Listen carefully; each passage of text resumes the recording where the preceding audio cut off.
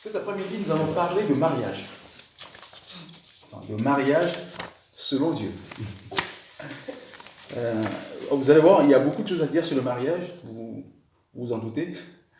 J'aimerais que nous commencions par le commencement, c'est-à-dire la création.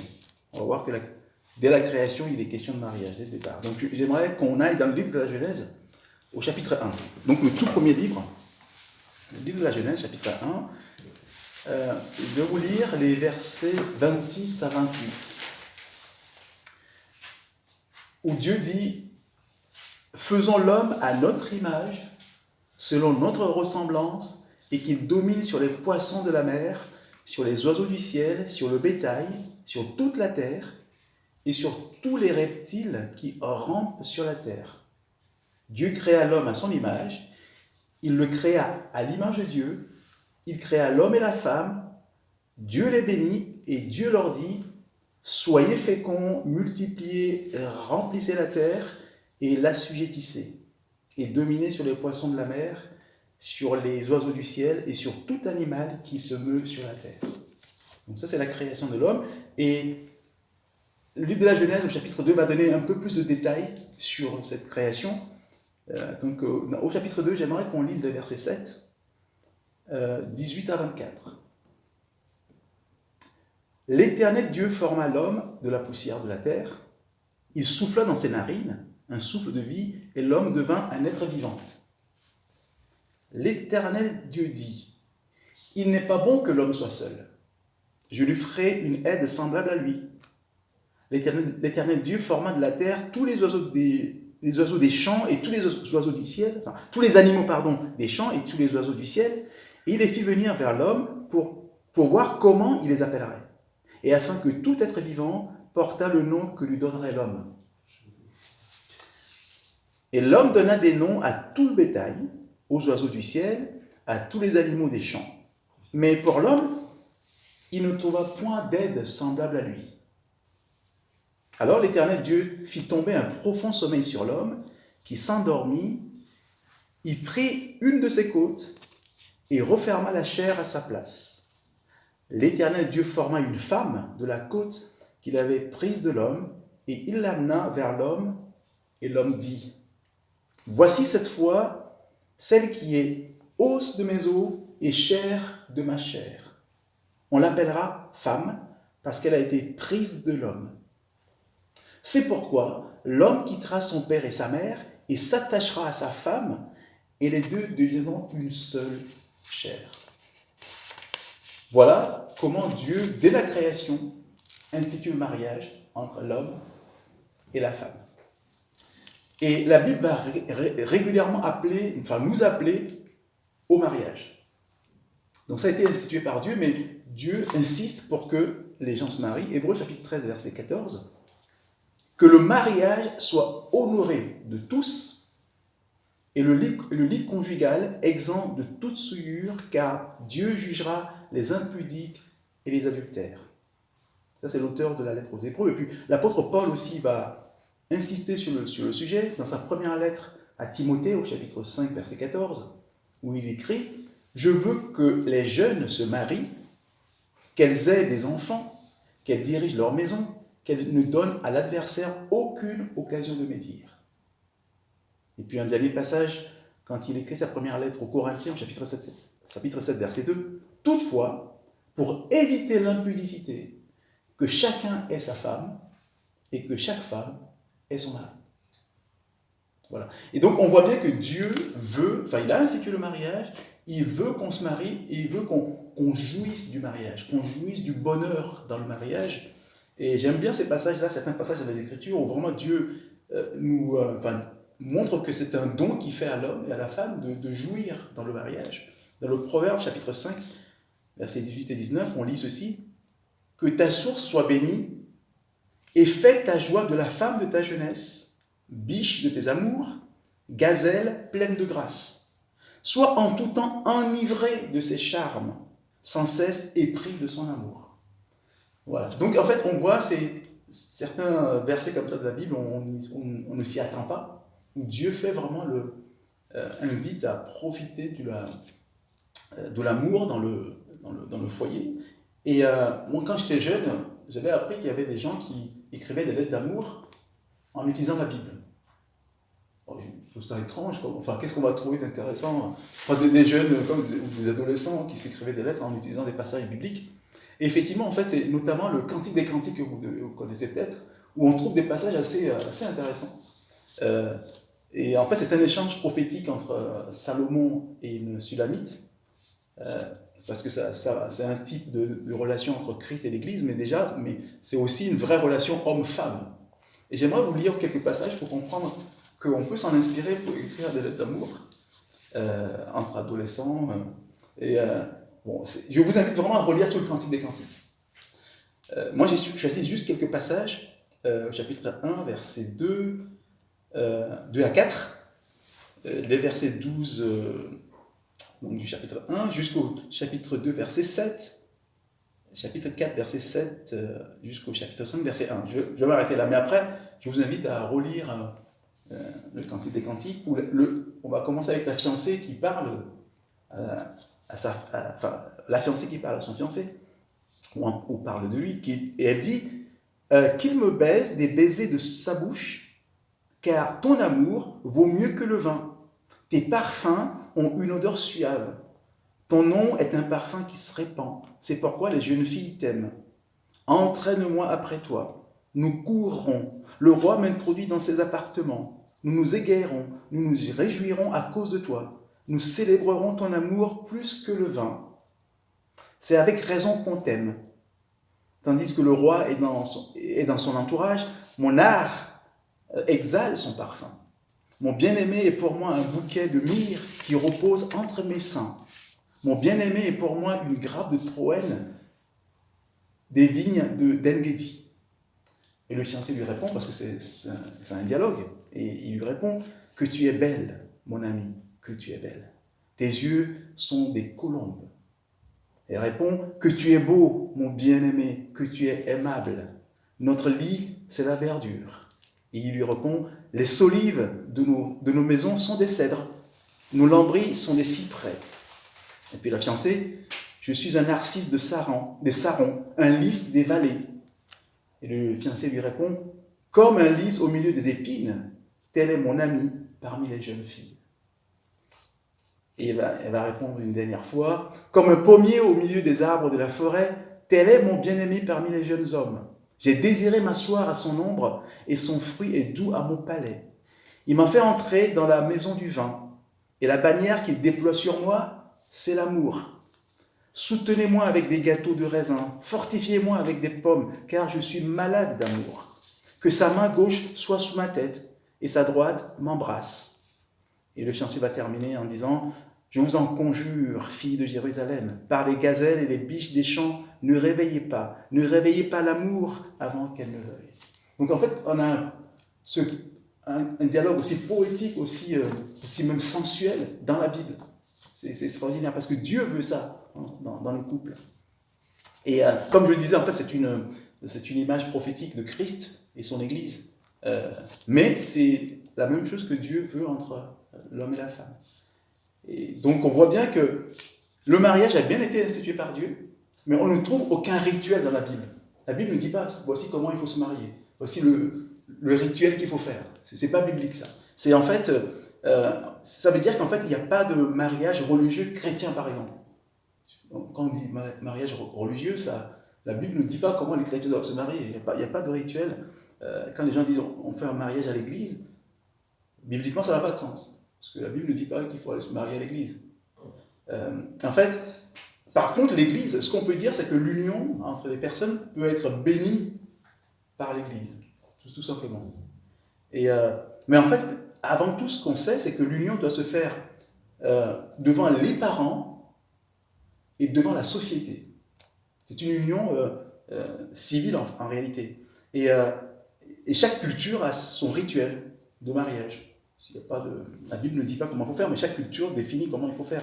Donc avant tout, c'est un engagement devant des témoins. Un mariage, c'est un engagement devant des témoins, que ce soit des hommes, devant des hommes, devant les anges, parce qu'au moment où on fait l'engagement, il y a des témoins, donc il y a des hommes, il y a des anges, il y a Dieu lui-même qui est témoin, il y a même Satan et ses démons. ils sont témoins de cet engagement à ce moment-là.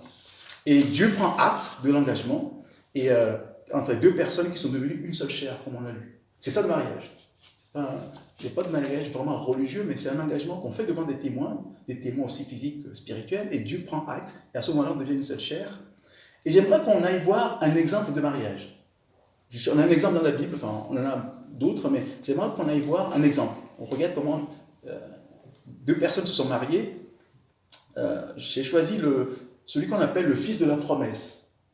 C'est qui? Le fils de la promesse. C'est une expression qu'on utilise dans la Bible. Le fils de la promesse. Genèse chapitre 17, verset 19. Et on va trouver... c'est une promesse qui est faite en fait à Abraham, vous allez trouver tout de suite. Dieu dit, donc Dieu parle à Abraham et lui dit, certainement Sarah ta femme t'enfantera un fils. Et tu l'appelleras du nom d'Isaac. J'établirai mon alliance avec lui comme une alliance perpétuelle pour sa postérité après lui. En fait, Isaac, on l'appelle souvent le fils de la promesse. C'est la promesse que Dieu a faite à Abraham. Donc c'est pour ça que c'est l'expression fils de la promesse. Et je vous encourage à lire son mariage, enfin, comment ça s'est passé au chapitre 24 de la Genèse. On ne va pas le faire, on va pas lire tout parce que c'est trop long. Mais allez voir comment ça se passe. J'ai juste choisi ce qui est essentiel, ce qu'on peut retenir de ce mariage, au verset 2 à 4. Abraham dit à son serviteur, le plus ancien de sa maison, l'intendant de tous ses biens, mets ta main, je te prie, mais je te prie ta main sous ma cuisse, et je te ferai jurer par l'Éternel, le Dieu du ciel et le Dieu de la terre, de ne pas prendre pour mon fils une femme parmi les filles des Cananéennes, les filles des Cananéens, au milieu desquelles j'habite, mais d'aller dans mon pays et dans ma patrie prendre une femme pour mon fils Isaac. Au verset 10, il est dit, le serviteur prit 10 chameaux parmi les chameaux de son seigneur, et il partit, ayant à sa disposition tous les biens de son seigneur. Il se leva et alla en Mésopotamie, à la ville de Nacor. Et quand il arrive là-bas, en fait, il va demander un signe à Dieu, pour savoir quelle fille choisir. Donc c'est lui qui va prendre la femme pour Isaac. Et donc Dieu va lui donner un signe. Bon, vous aurez l'occasion de le lire, moi je vais directement à la fin du chapitre. En fait, la fille, c'est Rebecca. Donc Dieu va lui montrer que c'est Rebecca qui est la fille. Et puis donc, qu'est-ce qu'il va faire? Donc versets 58 et 59, et puis 63 à 67, c'est vers la fin du chapitre. Ils appelèrent donc Rebecca, donc les parents. Donc, en fait, il va d'abord discuter avec les parents. Et les parents appellent Rebecca et lui dirent, veux-tu aller avec cet homme? Elle répondit, j'irai. Et ils laissèrent partir Rebecca, leur sœur et sa nourrice, avec le serviteur d'Abraham et ses gens. Un soir, qu'Isaac était sorti pour méditer dans les champs, il leva les yeux et regarda, et voici des chameaux arrivaient. Rebecca leva aussi les yeux, vit Isaac et descendit de son chameau. Elle dit au serviteur, qui est cet homme qui vient dans les champs à notre rencontre? Et le serviteur répondit, c'est mon Seigneur. Alors, elle prit son voile et se couvrit. Le serviteur raconta à Isaac toutes les choses qu'il avait faites. Isaac conduisit Rebecca dans la tente de Sarah, sa mère. Il prit Rebecca, qui devint sa femme, et il l'aima. Voilà le mariage entre Isaac et Rebecca. Alors, la question qu'on peut se poser aujourd'hui, c'est, mais ce mariage ne peut jamais durer. Ils ne se connaissaient pas. C'est quelqu'un d'autre qui est allé chercher la femme dans un pays, il lui a amené, et voilà. Et pourtant, la Bible nous montre que c'est un mariage qui a réussi. Il faut savoir qu'en fait, c'est ce qu'on appelle un mariage arrangé, en fait. C'est les parents qui décident, puis les jeunes personnes se marient. Les mariages arrangés, ça a toujours existé pendant des siècles. Enfin, c'était la norme. C'était la norme, les parents s'arrangeaient, et puis on mariait les gens, et même jusqu'en France, jusqu'au 19e siècle encore, on pouvait encore en voir, des mariages arrangés. Et encore dans plein de pays aujourd'hui, ça se fait toujours, les mariages arrangés. Et c'est des mariages, je dirais, qui sont plus ou moins réussis. C'est ce qui se fait, ça se fait comme ça, donc les gens ils vivent comme ça, et c'est plus ou moins réussi. Puis sont arrivés ce qu'on appelle les mariages d'amour. Donc maintenant, on parle plutôt de mariages d'amour, a priori plus solides, puisque les gens s'aiment. Voilà, c'est pas les parents qui arrangent, on s'aime, on se marie, ça devrait être plus solide. En plus, les gens se connaissent avant, voilà, ils se connaissent, ils se fréquentent avant, donc ils se connaissent, ils s'aiment, et au point que certains même vivent, avant le mariage, ils vivent ensemble, donc ils vont faire du concubinage. On en parlera un petit peu plus tard du concubinage. Donc les gens se disent, ouais, il faut essayer avant pour être sûr. Donc on essaye avant. Et pourtant, on se rend compte que ça ne marche pas mieux. Peut-être moins bien actuellement, où près de 50% des couples se séparent en Europe. C'est énorme. C'est une catastrophe. Et pourtant, ils se connaissent, ils se fréquentent, ils vivent ensemble avant, ils essayent avant. C'est un mariage d'amour, puisqu'ils s'aiment. Et pourtant, ça ne marche pas mieux, ça marche même moins bien qu'avant.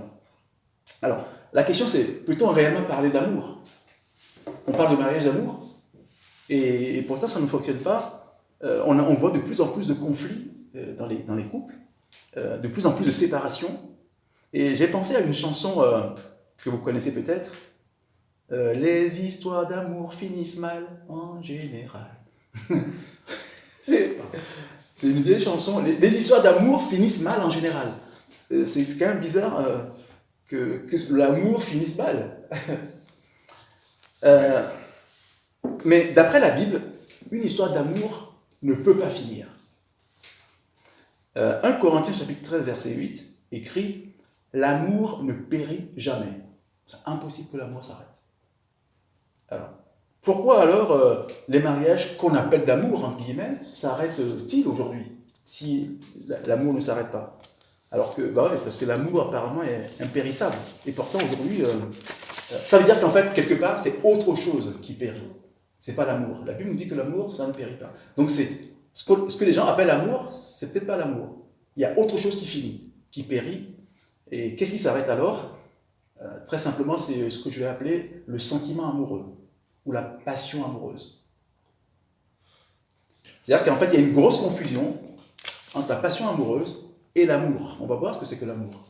La passion amoureuse, c'est une flamme qui nous prend complètement de façon involontaire, on ne sait pas pourquoi.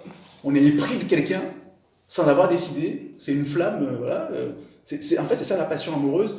Et bon, pour les plus jeunes, ceux qui ne sont pas encore mariés, j'ai une mauvaise nouvelle pour vous. C'est que cette passion, tôt ou tard, s'arrête. C'est inévitable. C'est inévitable. Cette flamme qui part d'un coup, on ne sait pas, on ne maîtrise pas, de toute façon, ça va s'arrêter. Pour certains, ça dure 2 semaines. Pour d'autres, c'est 2 mois. Et pour d'autres, c'est 2 ans. Mais ça va s'arrêter. C'est inévitable. Alors, donc la chanson dont je parlais tout à l'heure, moi je dirais plutôt que les histoires de passion finissent, non pas en général, mais toujours. Les histoires de passion amoureuse, ça finit toujours. Voilà. Donc en fait, c'est le sentiment amoureux hein, que l'on confond avec l'amour. Enfin, le sentiment amoureux ou la passion. C'est ça qu'on confond, mais c'est ça. Et moi, je compare ça à un feu de paille. Quand vous prenez de la paille bien sèche, vous mettez le feu, ça prend très vite, ça prend très fort. Ça, c'est la passion, mais ça retombe aussitôt. Dès que la paille est terminée, il n'y a plus rien. Voilà, et en plus, donc c'est pour ça que je dis que cette passion est finie, mais parfois on va aussi l'aider à se terminer en y versant de l'eau. Donc, le feu prend, mais on va verser de l'eau. Pour moi, c'est une image, c'est que je vais commencer à découvrir les défauts de l'autre. C'est ça, c'est de l'eau qui va se verser sur la flamme, c'est-à-dire que je vais me rendre compte qu'il est radin, d'accord? Ou elle passe tout son temps au téléphone avec sa femme, avec sa mère, pardon. Elle passe tout son temps, ou il est négligent, il laisse ses affaires un peu partout. Je commence à découvrir des choses comme ça. Ou elle déteste le foot, mais vraiment. Et donc tout ça, ça va faire que la flamme va s'éteindre encore plus vite. C'est un peu l'eau que je verse dessus. Et les gens disent que ouais, c'est parce que l'amour rend aveugle. Ces choses-là, on ne les voyait pas avant, quand on avait la passion amoureuse. On ne voyait pas tout ça. Mais en fait, je dirais que l'amour ne rend pas aveugle. Enfin, c'est la passion amoureuse. Voilà. Je reviens à la passion amoureuse. Effectivement, elle rend aveugle. Quand on est passionné, on ne voit pas ses défauts. Mais l'amour, au contraire, pour moi, c'est quelque chose de tout à fait lucide. C'est que l'amour voit les défauts, voit tout, mais décide quand même de continuer. C'est ça la différence. La passion, elle est effectivement aveugle, elle essaie de ne pas voir les défauts, mais l'amour, c'est vraiment ce qui est le plus lucide. C'est, même quand ça ne va pas, même quand on trouve que c'est pas génial, même si on voit des défauts, on décide de continuer. C'est ça vraiment l'amour. Et quelque part, si je continue avec l'image, si le feu de paille s'arrête, pour que ça continue, il faut allumer un autre feu. En fait, le feu de paille sert à allumer en réalité un autre feu. Un feu avec un bois plus solide, avec du chêne, un peu comme un feu de cheminée. On ne va pas faire un feu de cheminée avec de la paille. Il faut que ça dure pour que ça puisse rester près de la cheminée pendant des heures. Il faut là mettre du bois solide. Et la paille n'est là que pour démarrer le feu, quoi. Donc à un moment donné, il faut mettre du solide dans le feu. Donc là, on commence vraiment l'amour. Et il y a quelque chose qui choque les gens quand je dis que l'amour est une décision. C'est une décision qu'on prend. Je décide d'aimer. Et les gens disent, ouais, mais non, mais c'est pas possible, on ne peut pas commander l'amour. Mais si, la passion, on ne peut pas la commander. Mais l'amour, c'est même un commandement. Et il y en a plein, hein. Le Seigneur, je vais vous rappeler quelques exemples. Le Seigneur commande l'amour. Jean chapitre 15, verset 12. Jésus dit, c'est ici mon commandement, aimez-vous les uns les autres. C'est un commandement d'aimer. Matthieu 5, 44, moi je vous dis, aimez vos ennemis. C'est vraiment des commandements. Et Paul aussi va écrire dans Ephésiens 5, 25, Marie, aimez vos femmes. C'est-à-dire qu'on commande quelque chose, c'est-à-dire que ça peut être commandé. Ce n'est pas la passion amoureuse, c'est l'amour qui est une décision à prendre, décision de faire du bien à quelqu'un. Et d'ailleurs, j'aimerais qu'on aille voir dans Ephésiens chapitre 5, là on va continuer là, Ephésiens chapitre 5, qui nous donne un peu les devoirs du mari et de la femme, au sens biblique. Et nous allons commencer par le commandement pour la femme, ou pour les femmes. Et puis on parlera des maris ensuite. Ephésiens chapitre 5, versets 22 à 24. Femmes, soyez soumises à vos maris comme au Seigneur. Car le mari est le chef de la femme, comme Christ est le chef de l'Église, qui est son corps et dont il est le sauveur. Or, de même que l'Église est soumise à Christ, les femmes aussi doivent l'être à leur mari en toutes choses.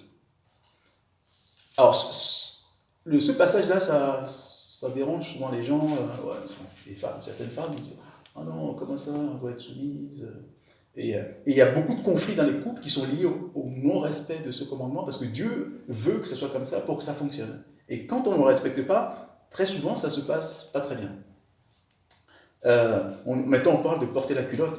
La femme aussi doit porter la culotte dans le couple, et pas que le mari. Et il se trouve qu'en fait, c'est une pensée qui vient du monde. Et comme le monde est largement entré dans l'Église, donc on retrouve les choses du monde dans l'Église. On a ce qu'on appelle le féminisme. Je parlerai plus d'un féminisme malsain qui veut absolument que l'homme et la femme soient au même niveau. Et ça, on l'a dans le monde, et ça entre grandement dans l'Église. L'Église veut ressembler au monde, donc l'Église veut faire comme le monde. Et donc, qu'est-ce qu'on fait? Il y a une revendication acharnée du droit à être l'égal de l'homme de la part de ces féministes. Et ça, c'est entré dans l'Église. Et donc, ce commandement du Seigneur, on ne veut plus le respecter, et ça pose des problèmes dans les couples. Ça pose des conflits. Et c'est-à-dire qu'en fait, pour pouvoir respecter ça, il faut avoir les mêmes. La Bible nous dit qu'il faut avoir les mêmes sentiments que Christ. Il faut de l'humilité. Et avoir les mêmes sentiments qui étaient en Christ. J'aimerais vous relire Philippiens chapitre 2, versets 5 à 8. Et ça nous concerne tous. Mais si on prend pour les femmes, si elles veulent se soumettre, ce passage, il est important. Ayez en vous les sentiments qui étaient en Christ, lequel, existant en forme de Dieu, n'a point regardé comme une proie à arracher d'être égal avec Dieu, mais s'est dépouillé lui-même en prenant une forme de serviteur, en devenant semblable aux hommes. Et ayant paru comme un simple homme, il s'est humilié lui-même, se rendant obéissant jusqu'à la mort, même jusqu'à la mort de la croix. Et là, ça nous rappelle qu'en fait, dans la Trinité divine, chacun a sa place, il n'y a pas de conflit. Jésus dit, le Père est plus grand que moi, mais ça lui pousse un problème. Il dit, je suis soumis au Père, et pourtant il est Dieu. Mais pour qu'il y ait l'harmonie, il connaît sa place. Et dans le couple, c'est pareil. Pour qu'il y ait de l'harmonie, il faut que chacun connaisse sa place et avoir ces sentiments d'humilité pour respecter ce que le Seigneur demande. Parce que la Bible dit que l'homme est le chef ou la tête du couple, ou de la famille. Mais ce que dit le monde aujourd'hui, non, il faut 2 têtes. Bon, on n'a jamais vu un animal normal avec 2 têtes. Il y a une seule tête. Ou on dit aussi, ouais, dans la famille, on ne peut pas avoir, le mari n'est pas le chef, il faut 2 chefs, il faut, comme dans un bateau, il faudrait 2 capitaines. On n'a jamais vu ça. On sait que ça n'a pas de sens. Voilà. S'il y a le capitaine qui dit il faut aller à gauche, l'autre dit à tribord, à bâbord, ben, ça ne peut pas aller. Il y en a un qui dit voilà, on va à droite ou à gauche. Et pourtant, on nous dit non, non, il faut. Le bon sens nous montre qu'en fait, il faut un seul capitaine dans un bateau. Et pourtant, les féministes nous disent non, non, il faut 2 têtes dans le couple ou dans la famille. Voilà. Donc on voit que. Mais le commandement du Dieu souverain, c'est que l'homme est le chef. Mais il est en fait au service du bien-être de sa femme. Il est chef en tant que... On le verra, en fait c'est lui qui est responsable devant Dieu. C'est chef dans ce sens-là, que les gens ne comprennent pas. C'est-à-dire qu'on peut, bien sûr, normalement dans un couple, on dispute les questions. Toutes les questions sont discutées par le mari et la femme. Mais celui qui tranche, c'est le mari. C'est-à-dire qu'on discute tout, et puis à un moment donné, il faut trancher. Et c'est le mari qui tranche. Parce qu'il est responsable devant Dieu. C'est ça que les gens ne comprennent pas, parce que c'est lui qui va rendre compte à Dieu. Et on le trouve dès le livre de la Genèse, au moment de la chute. Adam et Ève, ils ont péché. Et qui a commencé la faute? Rappelez-vous? Ève. C'est Ève qui a d'abord chuté et a amené son mari dans le péché. Mais quand Dieu intervient, Dieu vient, forcément, il est Dieu, il est au courant de tout. Mais quand il vient, à qui s'adresse-t-il? Adam. C'est lui le responsable. C'est ça que les gens ne comprennent pas. Il est le mari, c'est lui le responsable. C'est lui qui doit rendre des comptes. Et dans le couple, c'est pareil. Dieu demandera des comptes au mari.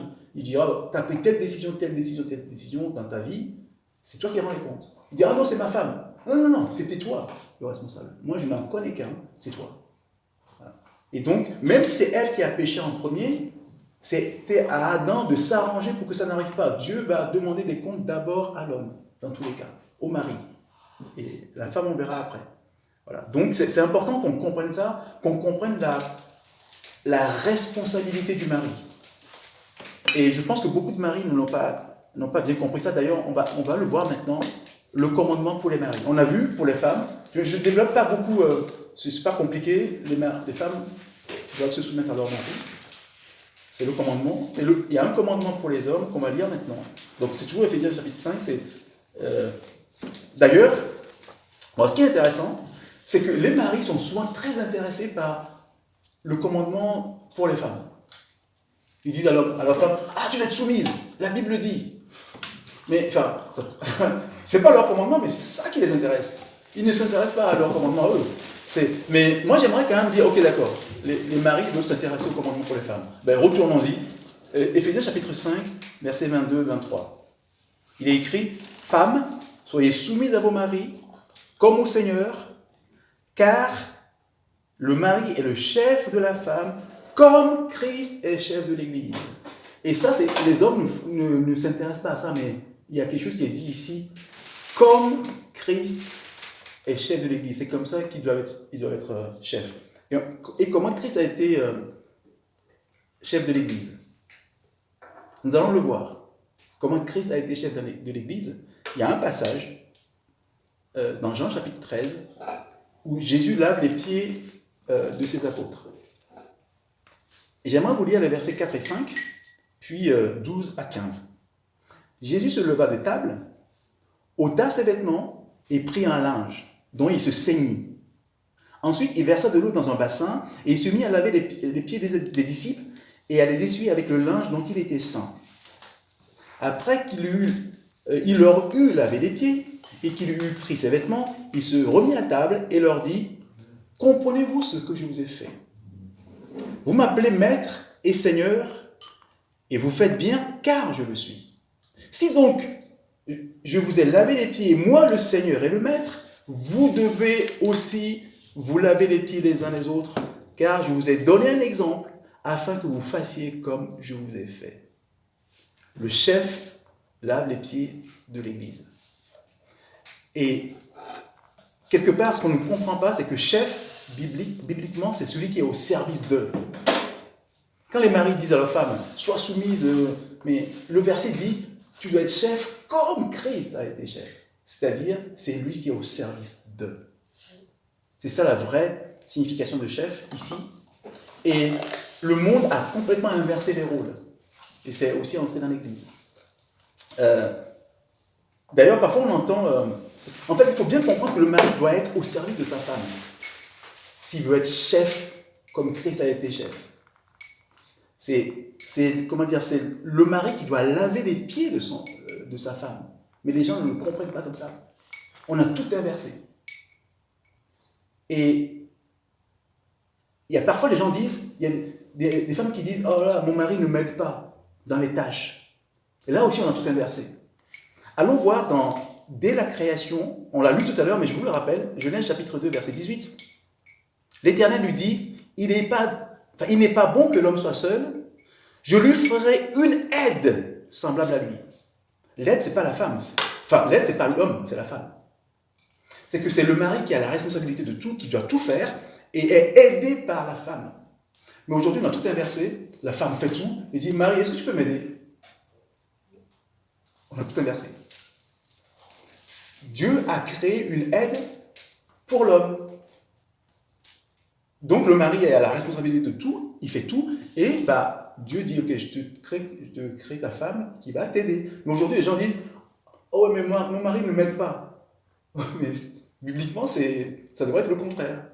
C'est le mari qui devrait dire, mais ma femme ne m'aide pas. Le mari fait tout, et puis il va demander l'aide à la femme. Mais la société a tout inversé. Donc on va voir que le monde, à chaque fois, prendra le contraire de ce que Dieu fait. Il fera toujours le contraire de ce que Dieu fait. Et voilà, donc ce sont des choses que l'on doit vraiment revoir dans les Écritures. Et il faut savoir que ce qui se passe aujourd'hui, en fait, ce sont les conséquences du péché. La chute. C'est-à-dire que ce que nous vivons dans le monde, Dieu n'a pas voulu que ça se passe comme ça.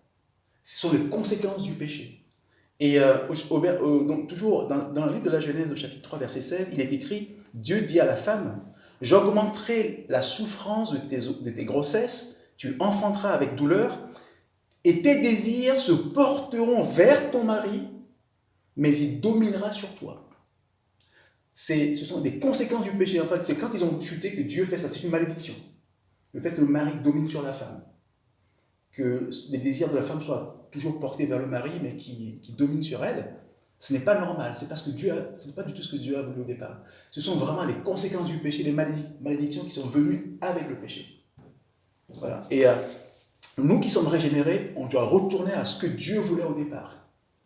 Les couples chrétiens ne doivent pas fonctionner comme les gens du monde, dans la malédiction de la chute. Au contraire, on doit vraiment changer de vision. Et comme je le disais tout à l'heure, les hommes sont souvent focalisés sur les 3 petits versets pour les femmes. Il n'y en a que 3, femmes soyez soumises. Il y en a 9 derrière qui concernent les hommes, ils ne lisent pas trop. Ils disent, oh mais sois soumise, c'est tout. Mais laisse ces 3 premiers petits versets, va voir les 9 qui te concernent. Et on va les voir. Donc c'est Éphésiens 5, donc des versets 25 à 33. Qu'est-ce qui est dit? Qu'est-ce qui est demandé au mari? Marie, aimez vos femmes comme Christ a aimé l'Église et s'est livré lui-même pour elle, afin de la sanctifier par la parole, après l'avoir purifiée par l'eau du baptême, afin de faire paraître devant lui cette Église glorieuse, sans tache, ni ride, ni rien de semblable, mais sainte et irrépréhensible. C'est ainsi que les maris doivent aimer leur femme comme leur propre corps. Celui qui aime sa femme s'aime lui-même. Car jamais personne n'a haï sa propre chair, mais il la nourrit, il en prend soin, comme Christ le fait pour l'Église, parce que nous sommes membres de son corps. C'est pourquoi l'homme quittera son père et sa mère et s'attachera à sa femme, et les deux deviendront une seule chair. Ce mystère est grand. Je le dis par rapport à Christ et à l'Église. Du reste, que chacun de vous aime sa femme comme lui-même, et que la femme respecte son mari. Alors, le mot qui est utilisé ici pour dire aimer, dans ce cas-là, c'est agapao. Du grec agapao, qui n'est ni philéo, l'amour, on va dire fraternel, l'amitié, on va dire, ni Eros, que vous connaissez, qui a donné érotique. C'est pas de cet amour qu'on parle, c'est agapao, l'amour désintéressé, l'amour total, le don de soi. C'est vraiment l'amour que Dieu demande. Et quand je refais le résumé de ce qu'on vient de lire, on voit que les exigences pour les hommes dans le couple sont bien plus grandes que celles pour les femmes. Les gens sont souvent focalisés sur femmes, soyez soumises. Mais ce qu'on demande aux hommes, c'est beaucoup plus. Ce qu'on dit, ouais, c'est dur ce qu'on demande aux femmes d'être soumises. Mais non. Ce qu'on demande au mari, c'est d'être prêt à donner. Le mari doit être prêt à donner sa vie pour sa femme. Mais vraiment, dans une situation où. Je prends un exemple. On jette une grenade dans la pièce. Il y a le mari et la femme. La grenade, de toute façon, va exploser. Les deux vont mourir. Le mari se jette sur la grenade et il meurt tout seul. C'est ça son rôle. Il n'a pas le choix. C'est-à-dire que la grenade va exploser, les deux vont mourir. Qu'est-ce qu'il fait? Il se jette sur la grenade. C'est ça que Dieu demande. Soit il laisse et les deux meurent, ou il sauve la vie de sa femme. Il est prêt à donner, il doit être prêt à donner sa vie. C'est ça que la Bible demande. Il doit prendre soin de sa femme comme de son propre corps. Mais vraiment, comme il aime son corps, il doit faire la même chose pour sa femme. Il doit la nourrir. Ça, c'est un principe biblique. Dans le monde aujourd'hui, il y a des hommes qui restent à la maison et la femme va travailler. Bibliquement, ce n'est pas normal du tout. La Bible dit que c'est le mari qui doit prendre soin. C'est lui qui doit travailler dans tous les cas. Maintenant, peut-être qu'il y a une situation exceptionnelle où le mari n'a pas de travail. Mais faire le choix de dire, je reste à la maison, je garde les enfants, et la femme va travailler, ce n'est pas biblique. Le mari a la responsabilité de la femme et de la famille, dans tous les cas. C'est comme ça. Voilà. Et par contre, le monde peut faire autrement. Il doit la sanctifier. C'est-à-dire qu'il doit la mettre à part de toutes les femmes. Cette femme-là, c'est sa femme, il doit la sanctifier, il doit la mettre à part et en prendre soin.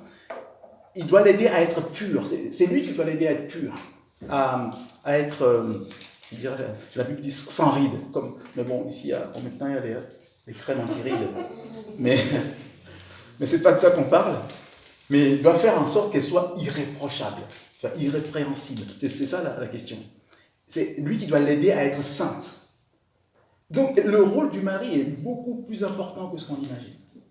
C'est beaucoup plus exigeant que le simple verset « Soyez soumises ». Il y a 9 versets qui détaillent tout ce que le mari doit faire. Il doit être à l'écoute de sa femme, être constamment soucieux de son bien-être. Le mari, pour résumer, il doit se poser certaines questions tout le temps. Est-ce que ma femme est heureuse? À chaque instant, c'est sa préoccupation. Est-ce que ma femme est heureuse? Est-ce que ses besoins... Oui, c'est ça. Est-ce que ses besoins sont satisfaits? Il doit être préoccupé par ça. Est-ce que tous ses besoins sont satisfaits? Sur tous les plans, matériels, physiques, psychiques, émotionnels, spirituels, il est en train de se poser cette question à chaque instant. C'est ça son rôle. Et parce qu'il est responsable. Il est le responsable. Normalement, il doit être le responsable du culte familial. Et très souvent, c'est la femme qui s'en occupe. Le mari dit, j'ai pas le temps. C'est la femme qui parfois pousse les maris à dire, tiens, on prend un temps pour lire la Bible.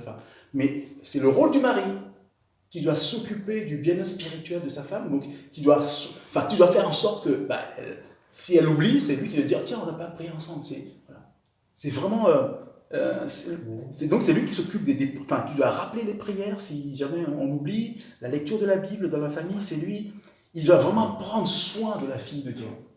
Il faut vraiment le comprendre comme ça. Il doit prendre soin de la famille de Dieu. Donc attention à celui qui touche à la fille de Dieu. Tu vois, moi j'ai une fille et quand j'imagine que quelqu'un lui fait du tort, voilà, c'est mes sentiments, c'est pas possible, quoi. J'imagine que quelqu'un agresse ma fille ou maltraite ma fille. Donc un mari qui maltraite sa femme, qu'il imagine ce que Dieu pense, quoi, comment Dieu le voit, parce qu'il est en train de toucher à la fille de Dieu. Voilà. Mais ceci, pour résumer un peu ce rôle du mari, et des deux d'ailleurs, tout ceci n'est possible que si les deux sont vraiment régénérés par le Saint-Esprit. Le Saint-Esprit doit jouer son rôle, et à ce moment-là, si les deux sont vraiment régénérés, le mari peut aimer sa femme comme la Bible demande, et la femme sera automatiquement soumise, mais au sens biblique. Parce qu'on a vu au verset 33, du reste, que chacun aime sa femme comme lui-même et que la femme respecte son mari. Voilà. C'est-à-dire que si le mari a cet amour véritable qu'on vient de voir, automatiquement la femme sera soumise. Parce que la femme, en fait, Dieu nous a créés différemment, les hommes et les femmes. Les femmes ont plus besoin de sécurité. C'est un mari qui donne de la sécurité, la femme se soumet automatiquement. Voilà, et donc si on ne le fait pas, ça devient compliqué. Mais ça ne veut pas dire que la femme doit attendre d'abord d'être aimée pour se soumettre. Chacun a son commandement. On dira pas à Dieu un jour, « Ah ouais, mais je ne me suis pas soumise parce que mon mari ne m'aimait pas. » Ou « Je ne l'ai pas aimée parce qu'elle n'était pas soumise. » C'est chacun a son commandement. Chacun respecte son commandement. Après, Dieu jugera. Voilà. Donc, même si le mari n'est pas régénéré par le Saint-Esprit, il y a des couples où parfois il y en a un qui est converti, l'autre pas. Ou l'un, oui, c'est ça. Même si l'un dit qu'il est converti, parfois c'est pas vrai. Donc il n'est pas régénéré par le Saint-Esprit, il n'est pas conduit par le Saint-Esprit, donc il ne joue pas correctement son rôle. Mais même dans ce cas, la Bible demande à la femme de se soumettre. Ce n'est pas une question d'être... Il faut d'abord que le mari soit comme il faut pour le faire. Et inversement pour le mari aussi, bien sûr. Et en fait, ce qui est important, ce que la Bible nous dit aussi, c'est que l'attitude de la femme, cette attitude de soumission peut amener des maris à la conversion, justement. C'est parce que le mari va voir cette femme dans son attitude que ça va l'amener à la conversion. Et l'apôtre Pierre, qui va dans le même sens que Paul écrit dans sa première lettre au chapitre 3, versets 1 et 2, « Femmes, soyez de même soumises à vos maris, afin que si quelques-uns n'obéissent point à la parole, ils soient gagnés sans parole par la conduite de leurs femmes, en voyant votre manière de vivre chaste et réservée. » C'est-à-dire qu'en fait, l'attitude de la femme peut amener le mari à se convertir.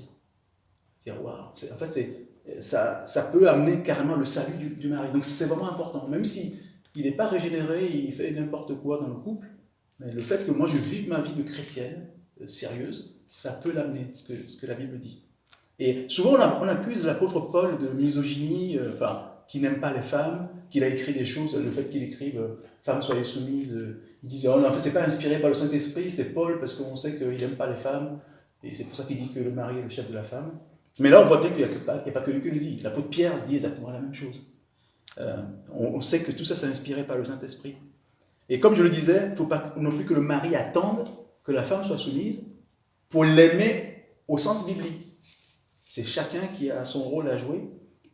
Et malheureusement, quand tout ça, on se rend compte qu'il y a beaucoup de couples où on ne retrouve pas le respect de ces commandements-là, et ces conflits, ces problèmes, il n'y a pas d'épanouissement. Et voilà. Qu'est-ce qu'on va retrouver? Pas mal de choses, de l'humiliation dans les couples, de l'humiliation, du rejet, de la souffrance, jusqu'à la séparation. Voilà. Et j'aimerais terminer avec quand même un passage important pour moi qui est, je vais appeler les attaques contre le mariage. On a vu ce qu'on doit faire pour que ça se passe bien. Grosso modo, la Bible n'est pas très compliquée. La femme est soumise à son mari, le mari l'aime. Le mari aime la femme comme lui-même. Et la Bible dit, si vous faites ça, ça va fonctionner. Mais il y a des choses qui vont faire que ça ne va pas fonctionner. Et c'est ce que j'appelle les attaques contre le mariage. Il y en a plusieurs, mais j'en ai identifié 4 que je vais vous partager. Et il y en a 3 dans un seul passage. On va lire un passage 1 Corinthiens chapitre 6, versets 9 et 10. Et dedans, on trouve 3 choses qui sont ce que j'appelle des attaques contre le mariage. Paul écrit donc, « Ne savez-vous pas que les injustes n'hériteront point le royaume de Dieu? Ne vous y trompez pas. Ni les impudiques, ni les idolâtres, ni les adultères, ni les efféminés, ni les homosexuels, ni les voleurs, ni les cupides, ni les ivrognes, ni les outrageux, ni les ravisseurs n'hériteront le royaume de Dieu. » Alors, les 3 qui m'intéressent ici, c'est quand il dit les impudiques, les adultères et les homosexuels. L'impudicité, en fait, c'est une conséquence, on va voir ça en détail, c'est une conséquence de ce que j'appelle le rejet du mariage. On rejette le mariage, on va vivre dans l'impudicité. Deuxième attaque pour moi, c'est l'adultère, qui va arriver dans le couple, qui va être un danger pour le mariage. Et puis il y a l'homosexualité, on va en parler. Donc la première attaque pour moi, c'est donc le rejet du mariage, et qu'on voit de plus en plus dans la société. Les gens vivent ensemble, mais ne veulent pas se marier. Et d'ailleurs, c'est Satan qui pousse à ça, parce que Satan sait que Dieu a institué le mariage, et donc comme il s'oppose à Dieu, il va inciter les gens à ne pas se marier. Et il y a même des doctrines religieuses qui qui poussent les gens à ne pas se marier. Et la Bible en parle, 1 Timothée chapitre 4, versets 1 et 2, surtout dans notre temps, où il est dit, mais l'Esprit dit expressément que dans les derniers jours, dans les derniers temps, quelques-uns abandonneront la foi pour s'attacher à des esprits séducteurs et à des doctrines de démons, par l'hypocrisie des faux docteurs portant la marque de la flétrissure dans leur propre conscience, prescrivant de ne pas se marier et de s'abstenir d'aliments que Dieu a créés pour qu'ils soient pris avec action de grâce par ceux qui sont fidèles et qui ont connu la vérité. En fait, prescrire de ne pas se marier, la Bible dit que c'est une doctrine de démon, c'est démoniaque, c'est diabolique. Et ce qui fait que dans notre société d'aujourd'hui, on banalise complètement le concubinage. Les gens vivent ensemble, même dans des églises, les gens vivent ensemble dans les églises, les responsables savent, le pasteur sait, mais on ne dit rien. Et pourtant, la Bible est extrêmement sérieuse sur ce sujet-là, parce qu'en fait, quand on n'est pas marié, on pratique ce qu'on appelle la fornication ou l'impudicité. Et on a lu tout à l'heure, quand l'apôtre Paul rappelle qu'il faut se marier, 1 Corinthiens 7,2 dit « Toutefois, pour éviter l'impudicité, que chacun ait sa femme et que chaque femme ait son mari. » C'est-à-dire que c'est toute relation intime en dehors du mariage, c'est l'impudicité. C'est pour ça qu'il dit, pour l'éviter, il vaut mieux avoir une femme ou un mari. Voilà. Et parce qu'en fait, les relations intimes sont instituées dans le mariage, dès la création, avant tout pour procréer. Dès que Dieu, on l'a lu, je rappelle un peu ce qu'on a lu, dans Genèse 1, 27-28, Dieu créa l'homme à son image, il le créa à l'image de Dieu, il créa l'homme et la femme, Dieu les bénit et Dieu leur dit, soyez féconds, multipliez, remplissez la terre. Faites des enfants, procréez. Donc dès qu'il a créé l'homme et la femme, il donne cette mission de procréer. Donc les relations intimes sont d'abord créées pour ça, donc dans le couple et pas ailleurs. Et Dieu est... On ne se rend pas compte, mais quand on lit sérieusement la Bible, on se rend compte à quel point Dieu est sévère contre la fornication ou l'impudicité. Je vais vous lire quelques passages, parce qu'il y en a quelques-uns. On l'a lu tout à l'heure, Hébreux 13, 14, je le rappelle. « Que le mariage soit honoré de tous, et le lit conjugal exempt de souillure, car Dieu jugera les impudiques et les adultères. » C'est-à-dire que souvent on est conscient que l'adultère, c'est puni par Dieu. Dieu n'aime pas ça. Mais l'impudicité, on n'y pense pas toujours. Et c'est sévèrement puni par la Bible. Et jusqu'à la fin, Dieu va le rappeler, jusque dans le livre de l'Apocalypse, le dernier livre, avant-dernier chapitre par exemple, donc chapitre 21, verset 8. C'est très dur ce qui est dit. Mais pour les lâches, les incrédules, les abominables, les meurtriers, les impudiques, les enchanteurs, les idolâtres et tous les menteurs, leur part sera dans l'étang ardent de feu et de soufre, ce qui est la seconde mort. Et dans le tout dernier chapitre, chapitre 22, pareil, Dieu revient là-dessus. Jésus dit, verset 15, « Dehors les chiens, les enchanteurs, les impudiques, les meurtriers, les idolâtres, et quiconque aime et pratique le mensonge. » C'est-à-dire qu'en fait, l'impudicité est regroupée avec des péchés que nous on considère très graves. Et Dieu le rappelle, et donc les responsables d'église où ils voient l'impudicité sans rien dire, ils ont quand même une sacrée responsabilité. Parce que pour Dieu, c'est hyper grave d'avoir des relations intimes en dehors du mariage. Pour nous, quand on ne connaît pas bien la Bible, on prend ça à la légère, mais Jésus est très très sévère là-dessus. Alors, donc ça c'est la première partie, donc le rejet du mariage, qui est la première attaque pour moi contre le mariage, parce que ça va impliquer automatiquement l'impudicité. La deuxième attaque, c'est l'homosexualité, qui est une autre forme de rejet du mariage en réalité. On ne se rend pas compte. Parce que dès la création, Dieu, le Créateur lui-même, il institue le mariage entre un homme et une femme exclusivement. Le mariage, c'est ça. Je le rappelle, donc je le relis, mais en rajoutant quelques mots hébreux. Donc Genèse chapitre 2, versets 23 et 24. Et l'homme dit, « Voici cette fois celle qui est os de mes os et chair de ma chair. On l'appellera femme, Isha en hébreu, parce qu'elle a été prise de l'homme, Ish. C'est pourquoi Ish quittera son père et sa mère et s'attachera à sa Isha et ils deviendront une seule chair. » En fait, ils sont complémentaires, Ish et Isha. Donc on ne peut pas mettre ensemble Ish et Ish ou Isha et Isha. C'est Ish et Isha qui vont ensemble. C'est vraiment... Isha est sortie de Ish. Et c'est complémentaire. Le mariage, en fait, c'est ça. Quand on dit mariage homosexuel, ça n'a pas de sens. Le mariage n'est que Ish et Isha qu'on appelle mariage. Voilà. Donc, c'est un non-sens de parler de mariage homosexuel. On pourrait l'appeler union homosexuelle, mais le mot mariage implique pour Dieu homme-femme, automatiquement. Ish et Isha, qui sont complémentaires, l'une sort de l'autre et se retrouvent. C'est ça un mariage. Donc, l'œuvre, il ne faut pas oublier que l'œuvre du diable, c'est de détruire l'humanité. Et pour détruire l'humanité, la première chose que tu détruis, c'est le mariage. C'est pour ça qu'on fait de plus en plus l'apologie de l'homosexualité. Parce que le monde est complètement sous l'emprise du diable. Et pour tuer le mariage, pour tuer le couple, pour tuer la famille, une chose que le diable a trouvé d'efficace, c'est faire la promotion de l'homosexualité. C'est une attaque, en fait, contre le mariage qui a été instituée dès le départ par Dieu entre l'homme et la femme. Et je peux vous dire que l'homosexualité est sévèrement condamnée par la Bible. Quand on entend aujourd'hui qu'il y a des assemblées où des pasteurs marient des homosexuels ou bénissent des mariages homosexuels, tu dis, mais quelle Bible? On n'a pas la même Bible. Je vous lis... maintenant, quand tu le dis, on dit qu'on est homophobe. Il ne faut pas le dire. C'est pas politiquement correct. Et donc, même dans des assemblées, mais nous, on prêche la parole. La parole nous dit quelque chose. Que nous dit la parole? Lévitique chapitre 18, verset 22. Tu ne coucheras point avec un homme comme on couche avec une femme. C'est une abomination. Le mot est fort. C'est une abomination. 1 Timothée chapitre 1, verset 9 et 10.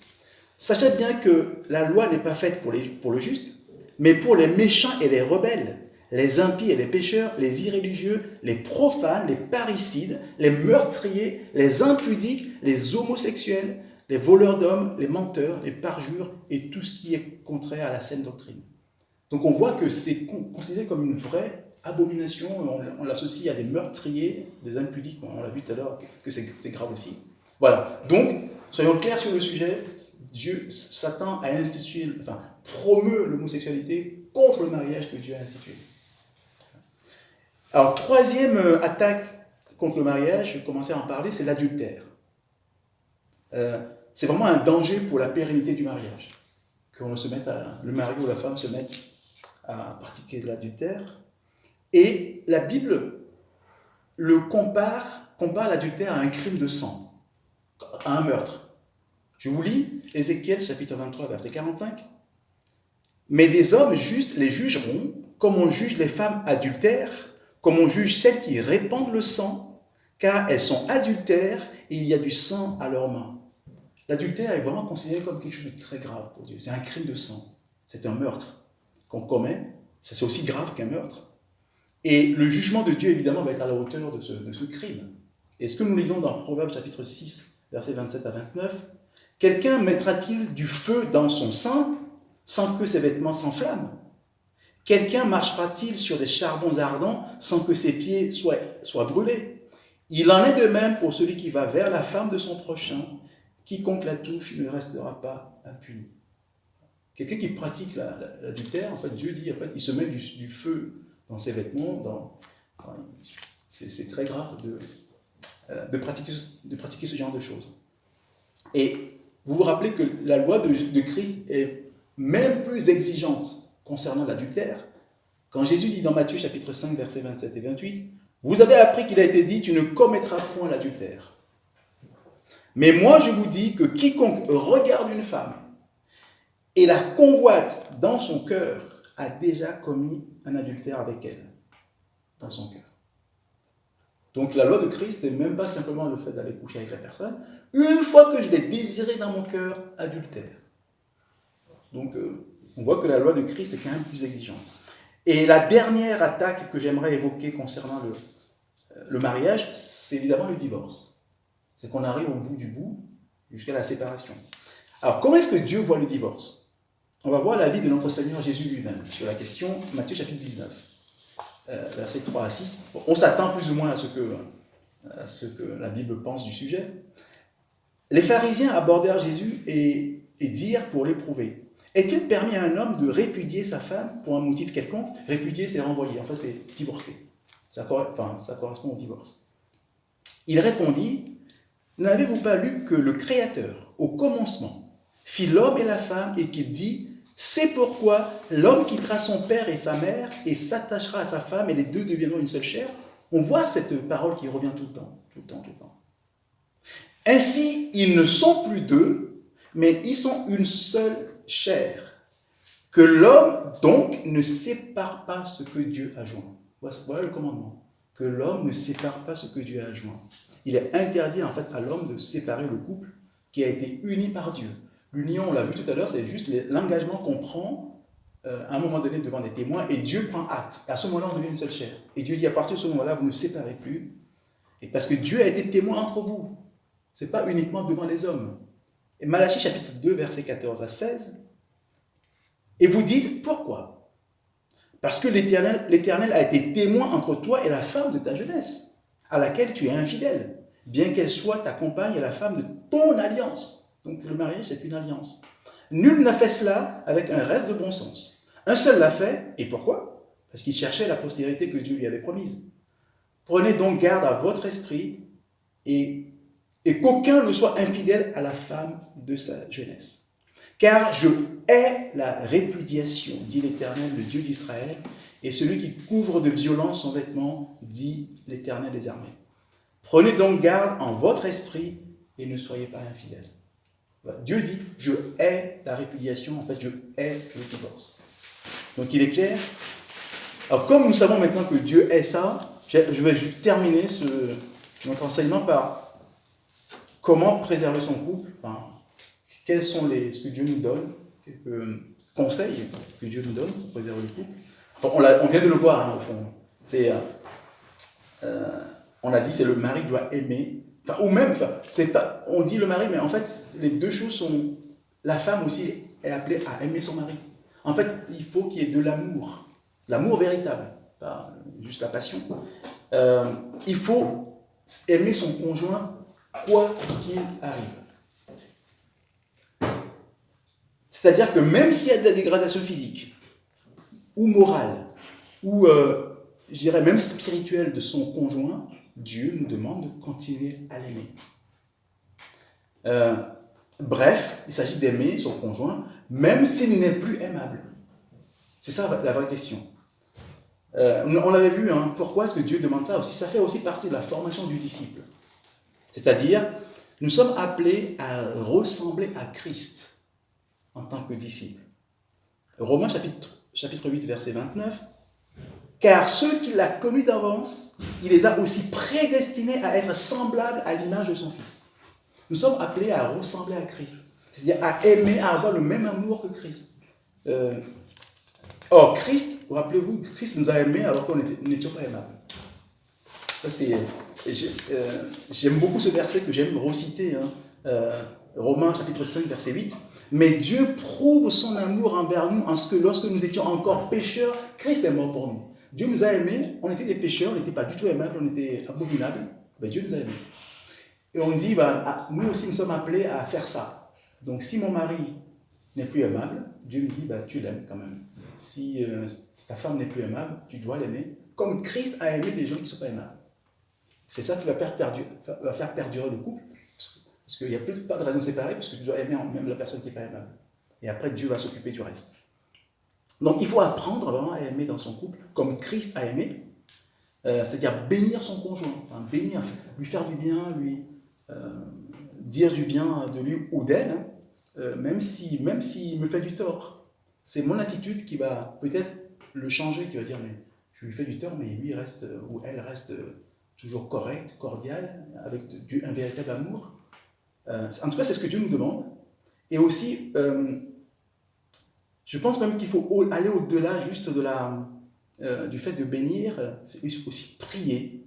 Prier nuit et jour pour son conjoint qui n'est pas aimable, parce que justement, il n'est probablement pas sauvé, puisqu'il a une attitude qui n'est pas du Saint-Esprit.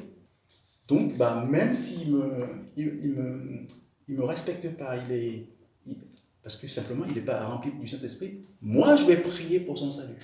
C'est le rôle du mari ou de la femme de prier pour son conjoint. aussi pour son bien-être. Comme on a dit tout à l'heure, que son bien-être physique ou spirituel, je suis en prière, j'intercède pour mon conjoint. C'est ça qui va permettre au couple de tenir, lui faire du bien, le choyer ou la choyer, mais vraiment, ce sont des choses qui sont comment dire, on va dire naturelles, mais c'est ce que la Bible nous incite aussi à faire. Je pense que le foyer conjugal est vraiment un lieu privilégié de formation de disciples. Parce qu'il va y avoir forcément des problèmes, et Dieu va nous dire, mais aimez malgré tout, comme Christ a fait. C'est vraiment une vraie formation de disciples. Et on va développer ce qu'on peut appeler l'amour inconditionnel.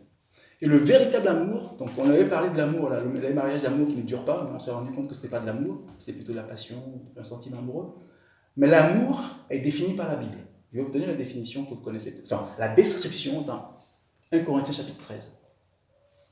Versets 4 à 7. L'amour est patient, il est plein de bonté. L'amour n'est point envieux. L'amour ne se vante point, il ne s'enfle point d'orgueil, il ne fait rien de malhonnête, il ne cherche point son intérêt. Il ne s'irrite point, il ne soupçonne point le mal, il ne se réjouit point de l'injustice, mais il se réjouit de la vérité. Il excuse tout, il croit tout, il espère tout, il supporte tout. Ça, c'est l'amour. Il excuse tout, il supporte tout, il pardonne tout. C'est ça l'amour. Et le pardon, j'aimerais qu'on parle un peu du pardon parce que parfois c'est ce qui manque. Quand les couples se séparent, à un moment donné, il y a eu un problème et on ne veut pas pardonner, donc ça s'arrête. Mais le pardon, Dieu voudrait que nous pardonnions comme il nous a pardonné. Et Jésus le dit bien, d'ailleurs, je vais voir d'abord ce que nous dit l'apôtre Paul. Dans Éphésiens chapitre 4, verset 32, Paul écrit « Soyez bons les uns envers les autres, compatissants, vous pardonnant réciproquement comme Dieu vous a pardonné en Christ. » Parce que Dieu nous a pardonné, il nous a donné l'exemple. Nous, on méritait la condamnation, mais Dieu nous a pardonné et il nous a remis une dette énorme. Et j'aimerais revenir sur l'histoire que racontait l'autre jour, nous rappelait Ludwig l'autre jour, une parabole que Jésus a donnée sur justement la dette qu'on remet à quelqu'un et que nous aussi on s'attend à ce que celui qui a reçu le pardon puisse aussi remettre ses dettes. C'est cette parabole qu'on trouve dans Matthieu chapitre 18, versets 23 à 35. C'est pourquoi le royaume des cieux est semblable à un roi qui voulut faire rendre compte à ses serviteurs. Quand il se mit à compter, on lui amena un qui lui devait 10 000 talents. On verra après à quoi ça correspond. Comme il n'avait pas de quoi payer, son maître ordonna qu'il fût vendu, lui, sa femme, ses enfants et tout ce qu'il avait, et que la dette fût acquittée. Le serviteur, se jetant à terre, se prosterna devant lui et dit « Seigneur, aie pitié envers moi et je te paierai tout. » Ému de compassion, le maître de ce serviteur le laissa aller et lui remit la dette. Après qu'il fut sorti, ce serviteur rencontra un de ses compagnons qui lui devait 100 deniers. Il le saisit et l'étranglait en disant « Paie ce que tu me dois !»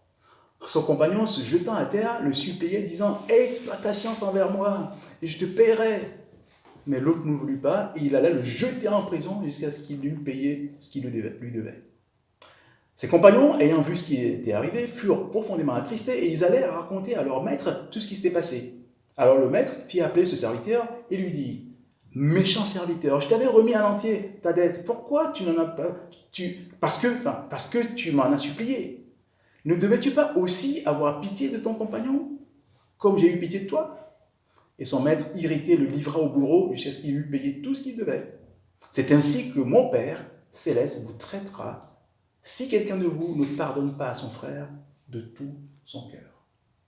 En fait, pour nous faire prendre conscience de ce qui se passe, un denier, ça représente à peu près une journée de travail d'un ouvrier. Un denier. Et 10 000 talents, ça représente 60 millions de deniers. 10 000 talents. Ça veut dire qu'il y en avait un qui devait à l'autre 3 mois et demi de salaire, on va dire, 3 mois et demi. Et celui à qui on a pardonné, il devait 167 000 ans de salaire. Donc son patron lui remet une dette de 167 000 ans de salaire, et l'autre lui doit 3 mois et demi, il l'étrangle, il le met en prison. En fait, c'est un peu ce que nous faisons quand nous ne pardonnons pas. C'est que le pardon que Dieu nous a donné pour le salut, ça représente, on va dire, 167 000 ans de dette. Et quand quelqu'un nous doit 3 mois et demi de salaire, paye-moi tout de suite, sinon je t'étrangle. C'est ça. Et dans le couple, en fait, le Seigneur nous demande de savoir pardonner parce que la dette qu'il nous a remise est énorme. On ne pourra jamais payer cette dette. C'est 60 millions de deniers, donc c'est même pas la peine. Donc on peut se demander, mais au fond, bon, mon conjoint, il fait une faute. Je lui pardonne une fois, 2 fois, mais jusqu'à combien je vais pouvoir lui pardonner? Parce que s'il insiste. La question a été posée à Jésus, enfin, de manière générale, Matthieu 18, toujours dans ce que je viens de vous lire, mais juste avant, les 2 versets avant, 21 et 22. Alors, Pierre s'approcha de Jésus et dit, « Seigneur, combien de fois pardonnerai-je à mon frère lorsqu'il péchera contre moi? Serait-ce 7 fois ?» Jésus lui dit, « Je ne te dis pas 7 fois, mais jusqu'à 70 fois 7 fois. » Donc j'ai fait le calcul, ça fait 990 fois. Non, 490, qu'est-ce que je raconte? 490.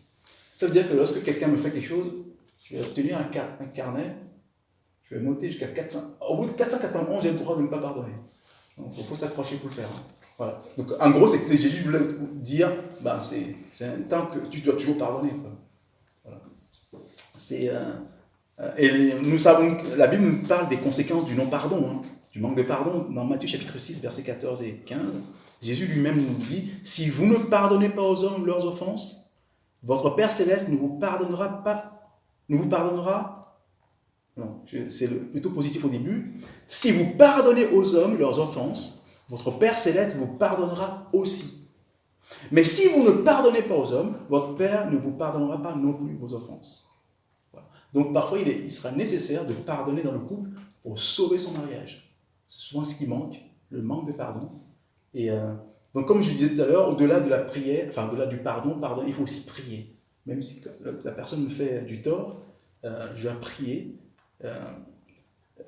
Parce que Jésus nous a donné l'exemple, quand il était en train d'être maltraité, en train d'être injustement en plus, qu'est-ce qu'il dit? Luc 23, 34, « Père, pardonne-leur car ils ne savent ce qu'ils font. » On est en train de le massacrer, lui il prie son Père pour la personne qui le massacre.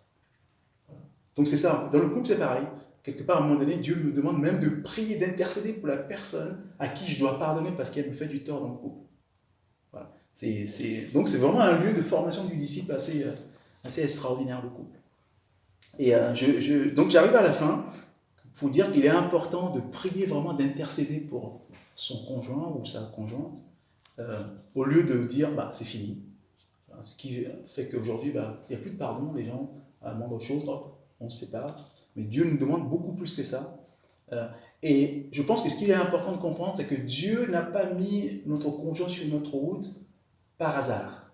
Il n'y a pas de hasard avec Dieu. Ce n'est certainement pas par hasard qu'il a mis telle personne sur ma route pour former un couple.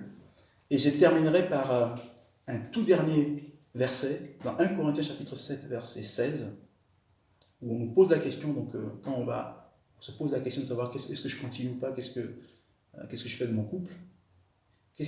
On nous pose cette question, car que sais-tu femme si tu sauveras ton mari, ou que sais-tu mari si tu sauveras ta femme? Amen.